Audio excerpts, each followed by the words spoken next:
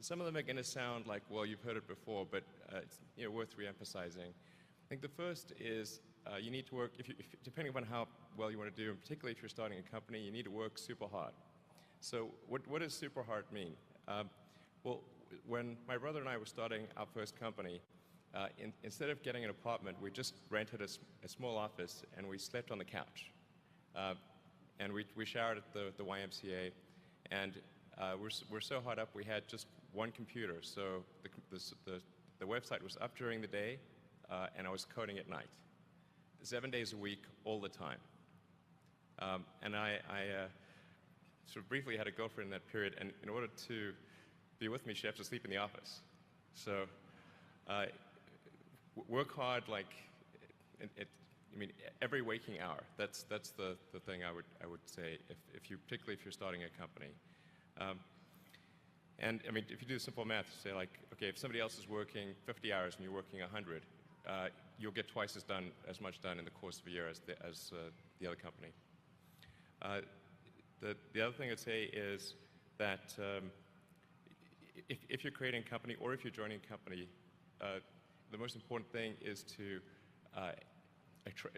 attract great people. So either join a group that's amazing, that you really respect, or if you're building a company, you've got to gather great people. I mean, all a company is a group of people that have gathered together to create a product or service. And so depending upon how talented and hardworking that group is, and the degree to which they are focused cohesively in a good direction, that will determine the success of the company. So do everything you can to gather great people if you're creating a company. Then I'd say focus on signal over noise. A lot of companies get confused. They spend money on things that don't actually make the product better. So, for example, at Tesla, we've never spent any money on advertising. We put all of the money into R&D and manufacturing and design to try to make the car as good as possible. I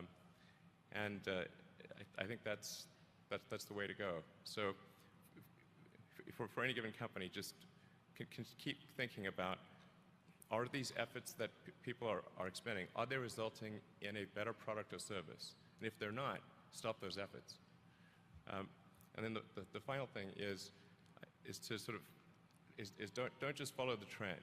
So you may have heard me say that it's good to think in terms of the physics approach of first principles, which is, rather than reasoning by analogy, you boil things down to the most fundamental truths you can imagine, and you reason up from there.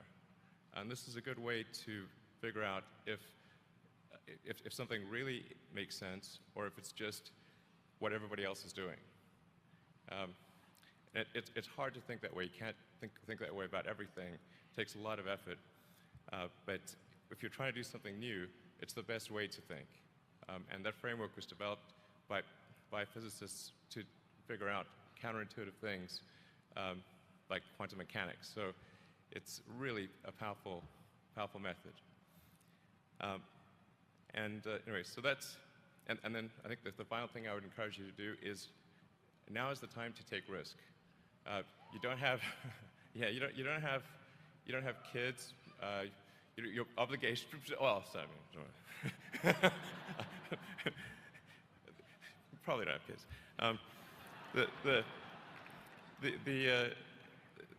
But as you get older, your obligations increase. So and once you have a family, you start taking risk not just for yourself, but for your family as well. It gets much harder to do things that might not work out. So now is the time to do that before you have those obligations. So I would encourage you to take risks now. Do something bold. You won't regret it. Thank you. I think certainly being focused on something that you're confident will have high value to someone else, and just being really rigorous in making that assessment, because people tend to, a natural human tendency is wishful thinking. So a challenge for entrepreneurs is to say, well, what's the difference between really believing in your ideals and sticking to them versus pursuing some unrealistic dream that doesn't actually have merit. And that is a really difficult thing to tell. Can you tell the difference between those two things? Right. You know? So you need to be sort of very rigorous in your self-analysis. I think certainly extremely tenacious, and then just work like hell. I mean, you just have to put in, 80 to 100-hour weeks every week. Gosh. And It's then a lot of work. all those things improve the odds of success. Okay. I Great. mean, if other people are putting in 40-hour work weeks and you're putting in 100-hour work weeks, then even if you're doing the same thing, you know that in 1 year you will achieve what they achieve. You will achieve in 4 months what it takes them a year to achieve. Okay. And then I think it's also important to reason from first principles rather than by analogy. So the normal way that we conduct our lives is we reason by analogy. We're doing this because it's like something else that was done, or it's like what other people are doing. Me Too type ideas. Yeah, Slight slight different iterations take, on a theme, and it's because it's kind of mentally easier to reason by analogy rather than from first principles. But by first principles is kind of a physics way of looking at the world, and what that really means is you kind of boil things down to the most fundamental truths, and say, okay, what are we sure is true, or as sure as possible is true, and then reason up from there. That takes a lot more mental energy. Give me an example of that. Like, what's one thing that you've done that on that you feel has worked for you? Sure. So somebody could say, in fact people do, that battery packs are really expensive and that's just the way they'll always be, because that's the way they've been in the past. You're like, well, no, that's pretty dumb, because if you applied that reasoning to anything new, then you wouldn't be able to ever get to that new thing. Right. It's like you can't say, horses, nobody wants a car because horses are great and we're used to them and they can eat grass and there's lots of grass all over the place, and there's no gasoline that people can buy, so people are never going to get cars. Right. People did say that, and for batteries, they would say, it's going to cost, historically it's cost $600 per kilowatt hour, and so it's not going to be much better than that in the future. And you say, no, okay, well, what are the batteries made of? So first principles would be to say, okay, what are the material constituents of the batteries? What is the spot market value of the material constituents? So you can say, okay, it's got cobalt, nickel, aluminum, carbon, and some polymers for separation, and a steel can. So break that down on a material basis and say, okay, if we bought that on the London Metal Exchange, what would each of those things cost? Like, it's like $80 per kilowatt hour. So clearly, you just need to think of clever ways to take those materials and combine them into the shape of a battery cell, and you can have batteries that are much, much cheaper than anyone realizes. Right, first of all, I'd say starting a business is not for everyone. So generally, starting a business, I'd say number one is have a high pain threshold. That's it. There's a friend of mine who's got a good saying, which is that starting a company is like eating glass and staring into the abyss. Okay, that's generally what happens, because when you first start a company, there's lots of optimism and things are great, and then so happiness at first is high.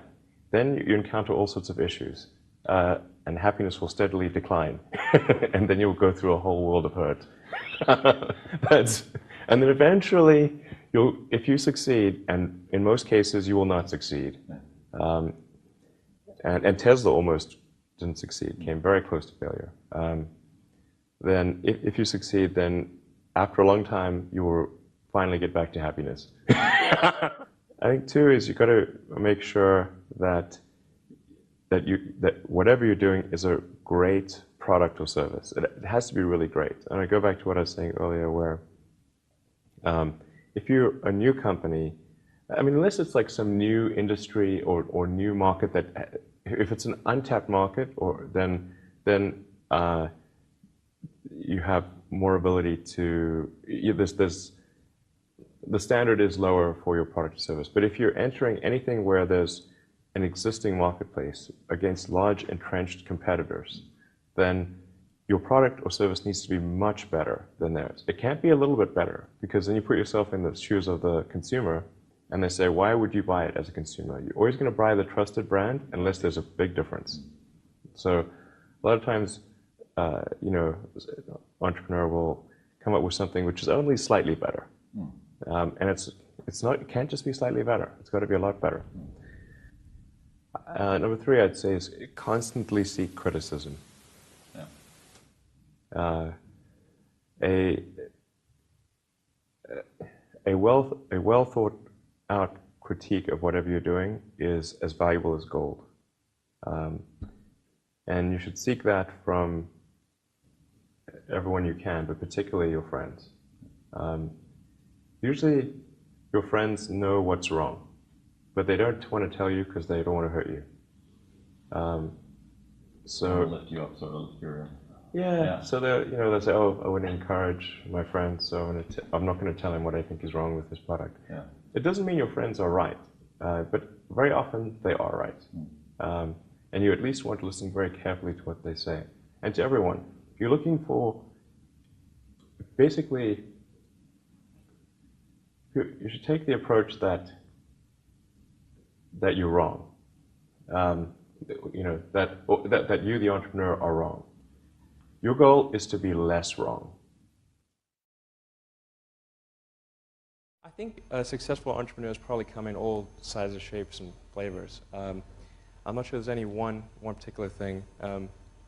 For me, some of the things I've described already, I think, are very important. I think really an obsessive nature with respect to the quality of the product is very important. So, being obsessive compulsive is a good thing in this context. Really liking what you do, whatever area that you get into. Given that, even if you're the best, there's always a chance of failure. So I think it's important that you really like whatever you're doing. If you don't like it, life is too short. I'd say, and also if you like what you're doing, you think about it even when you're not working. I mean, it's something that your mind is drawn to, and if you don't like it, you just really can't make it work, I think.